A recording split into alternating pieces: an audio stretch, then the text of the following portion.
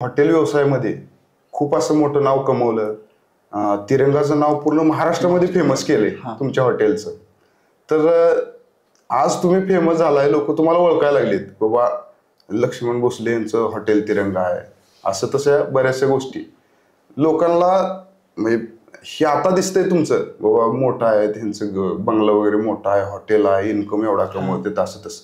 परंतु एवढ्या गोष्टी करायसाठी जे तुमचा पाठीमागचा संघर्ष आहे काय होता, तुम्ही काय कष्ट केलं, ह्याच्यावर आपण पहिल्यांदा सुरुवातीला चर्चा करणार आहे. तर मला सांगा बाबा कशी वाटली क्वालिटी? एक नंबर क्वालिटी आहे. नंबर एक क्वालिटी आहे. एक नंबर जेवण आहे. कुठून आला? धाराशिव खेड. नाच करती काय यायलाच लागते. हॉटेल तिरंगा नंबर जेवण झालेलं आहे. नंबर. लग्नाच्या वेळेस बहिणींच्या वडिलांनी हिकून तिकून आपलं व्याजाने म्हणा उसने म्हणा करून पैसे काढून लग्न त्यांची केली. का हालाकीची परिस्थिती खूप. वडिलांचं सिमेंट बिमेंटचं काम करत होते, आई कामाला जात होती. असल्या परिस्थितीतून त्यांना बहिणींची लग्न केले ते. बरं, ते लग्न केली त्यांनी, पण त्या लग्नासाठी काय कर्ज वगैरे काढायची वेळ आली होती का वडिलांवर? हा, कर्ज काढलं होतं ना वडिलांनी. बर. हा, ते 2-3 लाख रुपये कर्ज काढलं होतं लग्नामुळे वडिलांनी.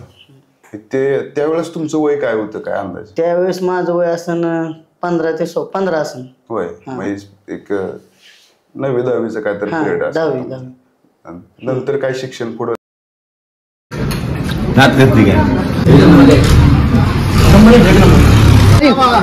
नाच करते काय यावंच लागते.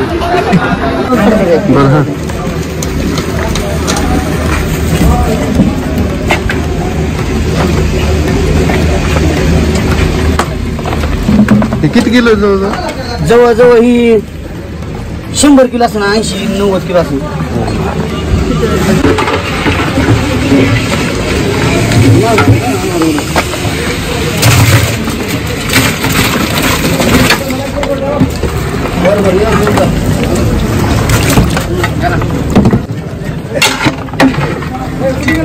किती किलो आहे ही? आता तुम्ही 200 लोक येतात. 200 ते 300. हा, पहिले शिजवलेलं आहे त्यात 300. हे 5 वाजेपर्यंत 600 लोकांचं तिथून पुढे लागेल असं कापायचं.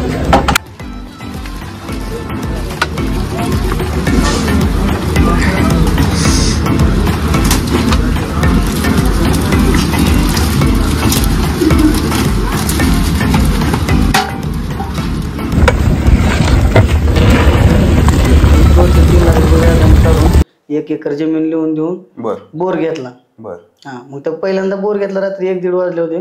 त्यावेळेस बोर घेतला, त्या बोरला पाणी लागलं नाही पहिल्या. अरे बापरे. मग तर खूप म्हणजे परिस्थिती अशी, असं टेन्शन यायचं प्रमाणाच्या बाहेर. त्यामुळे मग काय केलं, अजून वडील म्हणले जाऊ दे, अजून काहीतरी कोणाकोण तरी घेऊ, अजून एक बोर करू, कारण केळी तशी आलतीच. फ्लॉवरिंग लास्टच्या काही पडायला गाठ पडली. मग त्याच्यामुळे घेतला बोर, लागलं पाणी. मग त्याच्यानंतर पण केळीला भाव पण भेटला नाही. म्हणजे एवढं सगळं करून संघर्ष करून शेवटी केळीला भाव मार्केटमध्ये तुम्हाला रेटच मिळाला. म्हणजे तिथं आणखीन एकदा खच्चीकरण झालं. तुम्ही सुरुवातीला काहीतरी करूया आणि त्यात प्रॉब्लेम आणखीन शेतीत पण तुम्हाला पैसा झाला नाही. म्हणजे सुरुवातीचं कार्य केलं आणि तिथं तुमचं मन नाराज तरी बी म्हणजे असं डगमगलो नाही, काय नाही. म्हणलं अजून काहीतरी करावा. पुण्याला जोड व्यवसाय म्हणून गायींचा व्यवसाय करायचं ठरवलं. म्हणजे त्याला एक जोड व्यवसाय शेतीला असावा एक पहिल्यापासून आपण ऐकत आहोत.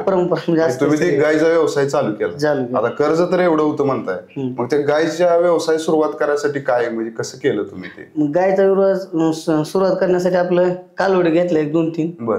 हा, म्हणजे कमी किमतीत मिळत होते. कमी किमतीत कामाला जात होते. आई हिकलं तिकलं पैसे. फक्त नाच पाहिजे, यायलाच लागतंय हॉटेल तिरंगा. कसं आहे बघितलं की नाही का, हात पाहिजे, यावंच लागतंय हॉटेल तिरंगा. नाच करते काय?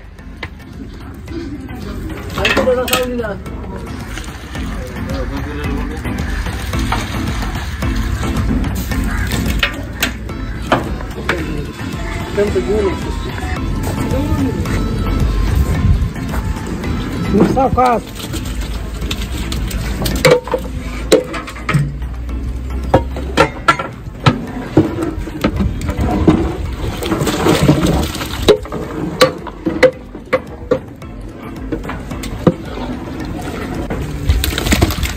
येऊ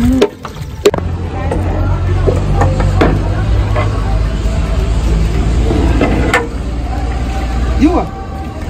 नमस्कार मित्रांनो, आता बघा आपण ताट कसं लावतोय. तिरंग्याची स्पेशलिटी नळी, हट्टी एक, 2 मास सोबत कलेजी. थोडं काहीतरी प्रत्येक गिरायकाशी गोड बोलून बरं. असं सगळ्यांशी संपर्क ठेवत. किती वर्ष केलं ते? व्यवसाय मी 2-3 वर्ष केला. लॉकडाऊन पडलं बर. म्हणून लॉकडाऊन मुळे बंद केली, नाही तर टपरी व्यवसाय मी असं बंद करण्याचा काही निर्णय घेतला नव्हता. कारण त्यात मला वाटलं होतं काहीतरी थोडंफार व्हायला, कारण की वडिलांनी घेतलेलं कर्ज पण त्यातनं थोडंफार चाललं होतं. वडिलांची एक जबाबदारी तुमच्यावर जी काय दिली होती त्याला तुम्ही एक आर्थिक मदत वडिलांना केली. हेच परत बंदच केली का? हा, बंदच केली. आणि नंतर मग चालू केली. काही गाव लेवलचा विषय असल्यामुळे गावातनं टपरी काढायला लावली गावातल्या लोकांनी. म्हणजे तुमचं व्यवस्थित काय तर जरा चांगलं दिसलं, काही लोकांनी अन्याय केला म्हणायचं. भाड्याने होती त्यामुळं काढायला लावली टपरी. टपरी काढण्याचा निर्णय घेतल्यावर मी काढून एक 5 महिने लॉकडाऊनच्या राड्यात बंदच ठेवली. म्हणजे एवढ्या अडचणी आल्या तरी पण तिथं काय थांबावं वाटलं का आणखीन काय तर नवीन करावं असं वाटत होतं? म्हणजे कष्ट करण्याची जिद्द होती की मला असं करून दाखवत आई वडिलांना मी काहीतरी करू शकतो.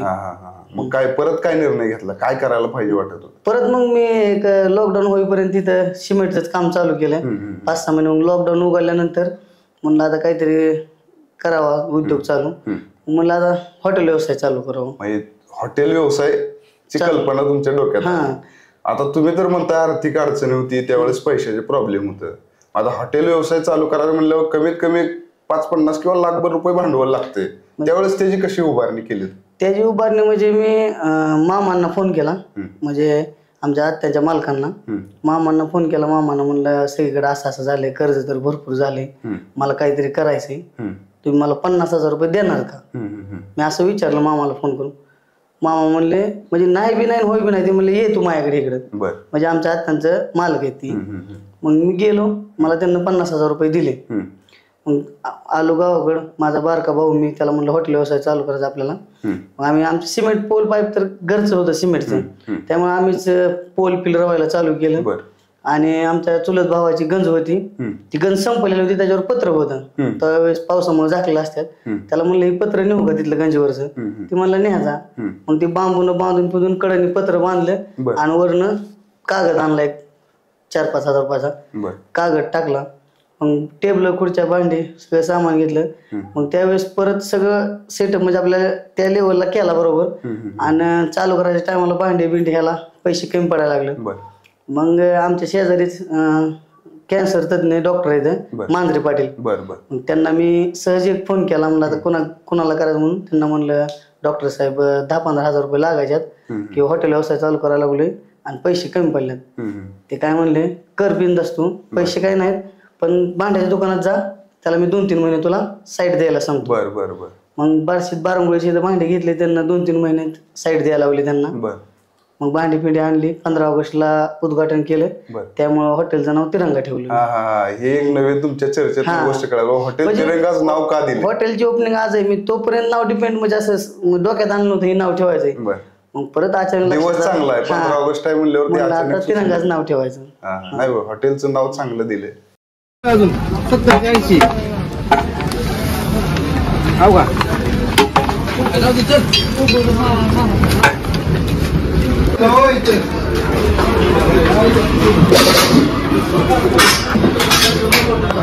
माणसं त्याला भेटते नाही.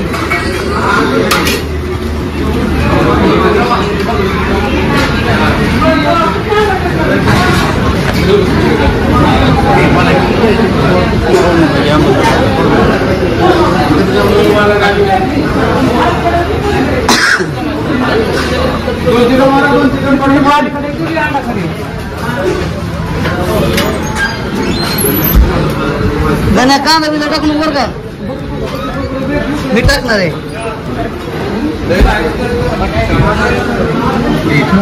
माझ्या माग माझा बारका भाऊ. नाव काय भाऊ? राम. म्हणजे एक राम लक्ष्मण कसा असते त्या पद्धतीने कायम तुमच्या सोबत राहील. काय पण होऊ द्या, माझ्या अडचणीत काय मी म्हणलं आपल्याला हे करायचंय. आता भावाचं नाव काढलं आणि तुमच्या डोळ्यात पाणी आलं, एक वेगळंच फील येते. ती ठीक आहे, तुम्ही आता हॉटेल व्यवसाय चालू केला, त्यातनं पुढं वाढत चालला तुमचाही. हा पुढे वाढत चाललं. त्यावेळेस दिवसा म्हणजे नवीन चालू केलं, गिरायक जास्त नसायचं. आम्ही 2-2 वाजेपर्यंत हॉटेल उघडत होतो, कारण की आपल्या बार्शीची बाजारपेठ आहे. बार्शीच्या बाजारपेठेत कांद्याचं शेतकरी घेऊन जातात ना, मग 12 वाजता तिथून निघायचे. ती मला फोन करायचे, कारण ते हॉटेल बार्शीत 12च्या पुढे कुठं चालू नसते. मला फोन करायचे, आम्ही यायला लागलोय, चालू ठेव.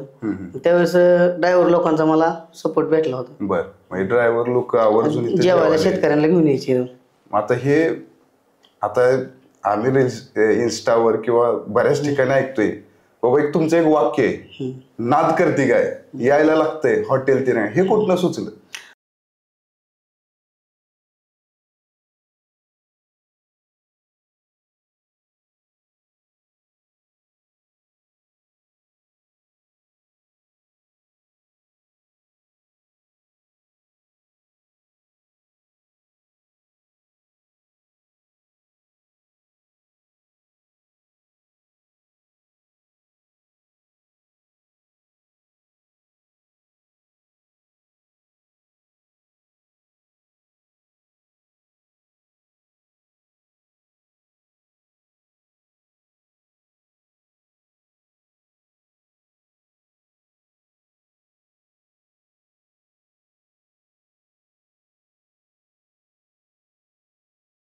आपण आणि तुम्ही ते प्रामाणिक कष्ट केलं, राबला त्यात, आणि त्याला यश पण यायला लागलंय. यश पण यायला सगळ्या महाराष्ट्रभर तुमचं आज नाव चालू आहे. तर ठीक आहे, हे हॉटेलचं तर आता झालंच. ह्याचं मार्केटिंग कसं, म्हणजे काय कसं काय, फेम कसं काय एवढा वाढला, लोक एवढे कसं काय प्रतिसाद द्यायला लागले? लोक एवढे प्रतिसाद म्हणजे काय झालं, मच्छी चिकन आता रेग्युलर आपल्या सगळीकडे प्रत्येक हॉटेलवर मिळते. होय, मटण पण भेटते, पण विकत आणून हे करतात. मग मी करत करत असाच निर्णय घेतला, म्हणलं की आता इथं कुठं सगळीकडे आपल्याकडे बोकड भेटत नाही, आपण काय करू म्हणलं, इथं समोरच बोकड कापून बघू म्हणलं, चलतंय नाही चलतंय. मग पहिल्या दिवशी एक बोकड कापलं, दुपारपर्यंत जाहिरात म्हणजे कसं, मी काही मित्र जवळचे होते असे होते, ते अजून पण आहेत ती. हा, मग त्यांना सांगितलं बाबा सगळीकडे तुमच्या ग्रुपवर स्टेटसला स्टोरीला ठेवा. मग त्यांना ठेवलं काही मित्रांनी. मग लोकांना माहिती झालं खेडेगावातले की बाबा असं तसं इथं आहे बोकड, जाऊन तरी बघू. मग त्यावेळेस मला कळलं की सोशल मीडिया. मग मी म्हणलं आता सोशल मीडियाचा वापर चालू करायचा. मग तो त्यावेळेसपासून इंस्टाग्राम फॉर्म मध्ये असल्यामुळे इंस्टाग्राम फेसबुकचा वापर मी केला. आणि म्हणजे लोकांना माझं काही गोष्टी आवडत गेल्या आणि त्यांनी मला खूप सपोर्ट केला. म्हणजे असं मस्त माझी क्वालिटी आहे, पण आज लोकांपर्यंत, बाहेरच्या लोकांपर्यंत कशी पोहोचणार. म्हणजे इथल्या ग्रामीण लेवलच्या किंवा आपल्या शेजारी आसपास शहर जे 10-50 किलोमीटरच्या लोकांपर्यंत पोहोचू शकतो, पण असं लांबपर्यंत कसं पोहोचणार. आता आज पुण्याहून, मुंबईहून, कुर्डवाडीहून, इकडे खाली परभणीहून लोक जेवण्यासाठी येतात, पण त्यांच्यापर्यंत माझी जी गोष्ट पोहोचली ती फक्त सोशल मीडियामुळे पोहोचली. म्हणजे काय गर्दी व्हायचं कारण काय त्या जेवणाच्या काय? एकदम घरगुती पद्धत. आपण एखाद्या आपल्या कुणाचा देवळावर कसा कार्यक्रम असतो कंदुरीचा, शेमटे टाईप. माहिती पूर्वी लोक ती देवाला नवस बोलायचे त्या पद्धतीने. बर बर. पहिल्या दिवशी एक बकरा, आता कमीत कमी 10-12 बकरी लागतात. आता 12 बकऱ्यापर्यंत तुमचं टार्गेट चालू आहे. मग ज्यावेळेस आपलं आमदारकीचं इलेक्शन होतं त्यावेळेस 22-23 लागायचे. अरे वा, चांगलं आहे. हॉटेलमध्ये म्हणजे व्यवस्थित तुमचं चालू आहे. आता ही पॉझिटिव्ह गोष्टी झाल्या. मग ह्याच्यामध्ये आम्ही बऱ्याच ठिकाणी बघतोय की बाबा नाद करते काय, ह्याच्यावर एक ट्रोल चालू आहे सध्या. इंस्टावर व्हिडिओ बनवायला लागले किंवा युट्यूबवर बघायला मिळते, तर त्याबद्दल काय सांगते? आता काय लोकांनी ते मनोरंजनासाठी वापरतात, काही जण खच्ची करण्यासाठी वापरतात, की आपण दुर्लक्ष करतो. कारण कुणीतरी मला असं, माझे फॅन लोक भरपूर व्हिडिओ टाकतात, यांना असं व्हिडिओ टाकला, पण आता प्रत्येकाकडे लक्ष द्यायचं मला, त्याकडे लक्ष दिलं त्याला असं वाटतं की बाबा ह्याला काहीतरी होते, मला काही नाही झाल्यासारखं दाखवायचं, मला काही माहितच नाही, मी तो व्हिडिओ बघितलं नाही. मध्ये एक तुम्ही मोबाईलवर बघितलं, म्हणजे बोललेला एक व्हिडिओ व्हायरल झाला होता, बाबा त्या हॉटेलमध्ये पाटरच कापली जाते ती, असं काय लोक अफवा काय उठवते ते? ठीक आहे, मग आता पुढे चालला की माणूस खच्चीकरण कसं करायचं, म्हणून असं काही बी उठवायचं. कारण की आम्ही जिथं बकरी कापतो तिथं सीसीटीव्ही कॅमेरा आहे, कधी पण या बघा. आणि असं म्हणजे आपलं असं नाही की हॉटेलच्या पाठीमाग कापायचं, रस्ता दररोज 24 तास रस्ता वापरतो, रस्त्याला चिटकूनच समोरच कापतो आपण, त्याच्यामुळे असं शंकान काय यायचं मनात विषयच नाही. हे मटण ढवारा म्हणजे काय, नेमकं काय विषय काय? मटण डावारा म्हणजे अख्खं बकरा जास्त का ते अख्खं बकरं ऍट अ टाइम एका टायमाला शिजवत होतो आम्ही पहिले, पण आता 5-5, 6-6 एका टायमाला त्यात शिजवतोय. एकदम 6. हा. बर ते दिवसाला तरी किती लोक येतात जेवायला? आता मंगळवार, शुक्रवार, रविवार कमीत कमी 900 ते 800 लोक जेवून जात असतात. इथल्या भागातले येतात का बाहेरले लोक? बाहेरले लोक, इथल्या भागातली लोक, बाहेरून खूप लोकांचं म्हणजे त्यातले निम्मे लोक बाहेरून येतात. बर. आणि निम्मे इथली. बर. आता काही लोक एकमेकांना ट्रोल पण चालू आहे. हा, ट्रोल पण चालू आहे. एकमेकाला ट्रोल करतात, काय पण टीका टिप्पणी करायला चालू असते. आता पण तुम्हाला असं त्यांना उत्तर द्यावं असं वाटत नाही? त्यांना उत्तर देण्यात वेळ घालवा तर मग आपण व्यवसायाकडे कसं लक्ष द्यावं? बरोबर. हे व्यावसायिकाचं स्ट्रॉंग माइंड आहे. हा, त्यांच्याकडे लक्ष देत बसल्यावर त्यांचं मार्केट होत आहे ना. हा. आता ठीक आहे, हे हॉटेल तर तुम्ही नावारूपाला आणलंय बाबा, एक आई वडिलांची तुमच्याकडनं काय अपेक्षा होती, काय करावं? म्हणजे आता सध्याच्या कंडिशनला आई वडिलांना माझ्याकडून काहीच अपेक्षा नाहीत. बर. हा, कारण केलंय त्यांना म्हणजे असं भरपूर काय वाटतं, कारण की वडिलांचं 2-3 लाख रुपये कर्ज जमीन लिहून दिलेले सोडून घर फिर बांधलं सगळं राहण्याचं. पण तुम्ही स्वतः बांधलं? मी स्वतः बांधलं. मी माझ्या बारक्या भावाने. किती खर्च आला घराला 22-23 लाख रुपये. 23 लाख रुपयाचं घर बांधलं. हा. आणि बुलेरो गाडी घेतली. गाडी पण आज तुम्ही घेतली? हा, म्हणजे ते हॉटेलला सामान आणायला हे लागत होती गाडी. ती आपल्याकडे पहिली विस्टा गाडी होती, त्यात काय सगळं सामान येत नव्हतं म्हणून बुलेरो गाडी घेतली. बर. आता सगळा व्यवस्थित व्यवसाय चालू आहे? हा, व्यवस्थित व्यवसाय चालू आहे. आता हे आम्ही बघतोय बाबा, जरा आतल्या साईडला हॉटेल आहे, म्हणजे मेन रस्ता नाही, एक रस्ता गेला त्या साईडला, तरी पण लोक एवढे येतात. आता रस्त्याची काय कामं वगैरे चालू आहेत, भविष्यात काय प्लॅनिंग आहे हॉटेल्स? मला आता खूप जणांचे फोन येतात की तुम्हाला शाखा द्यायची का, पण आम्ही काय तसल्या शाखेच्या वगैरे काय भानगडीत पडणार नाही. कारण की आपलं जे काय ते वैयक्तिक, आज तिरंगा म्हटलं की माणसाला इथंच यायला पाहिजे असं मला वाटतं. शाखा वगैरे काढायचं आणखी नियोजन नाही? नियोजन नाही सध्या तर काही नाही. बरं. म्हणजे ठीक आहे, आता हॉटेल त्याबरोबर तुम्ही रील स्टार म्हणण्यापेक्षा रिअल स्टार म्हणलं तर चालेल. रिअल स्टार कुठून आला जेवणासाठी? तुम्हाला लोक बोलत आता हे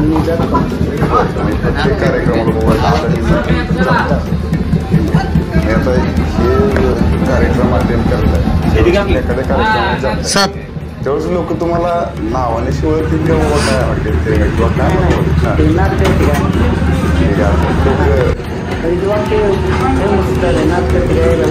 म्हणजे तुमचं प्रवास जर आतापर्यंत बघितला पण कीर्तिमान याचं एक मूर्तीचं उदाहरण कसं असावं तर थोडक्यात तुम्ही जाईल. आज व्यवसाय एवढा मोठा उभा केला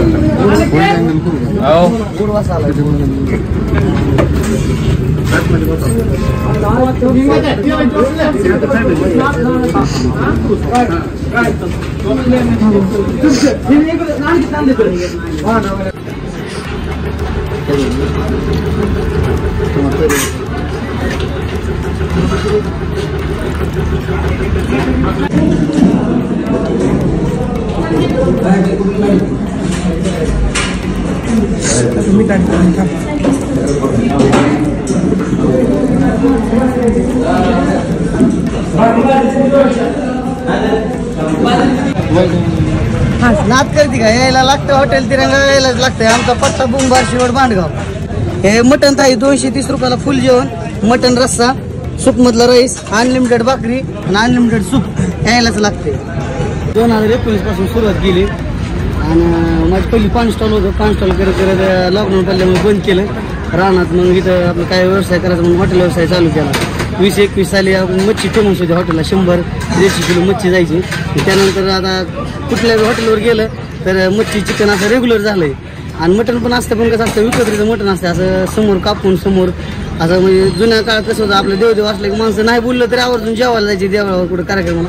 म्हणून मी ठरवलं बाबा आजकाल सिटीतल्या लोकांना खायला भेटत नाही, सगळं विकत्रीचं आयतं आणलेलं असतं आपलं घरगुती मसाला. म्हणून मी ठरवलं की काय चलू नाही चलू आपलं घरगुती पद्धतीने करायचं, समोर कापायचं समोर शिजवायचं त्यांच्या, आणि घरगुतीच मसाला वापरायचा, विकत्रीचा मसाला वापरायचा नाही. असं करत सोशल मीडियाचा थोडं मला साथ भेटली आणि आज सगळ्या महाराष्ट्रात चर्चा झाली. सगळीकडून लोक लांब लांबून जेवणासाठी येतात इथे. पुढचा काय प्लॅन आहे? आता पुढचा प्लॅन नाही, मी ह्यात काय डेव्हलप करणार नाही, काय आहे त्यांना दिलंय मला हे असं कायमचं मी शेवटला असंच नेणार. रोज 12-13 बोकड जातात. मी साधारणतः 1200 ते 1500 लोक दररोज जेवतात.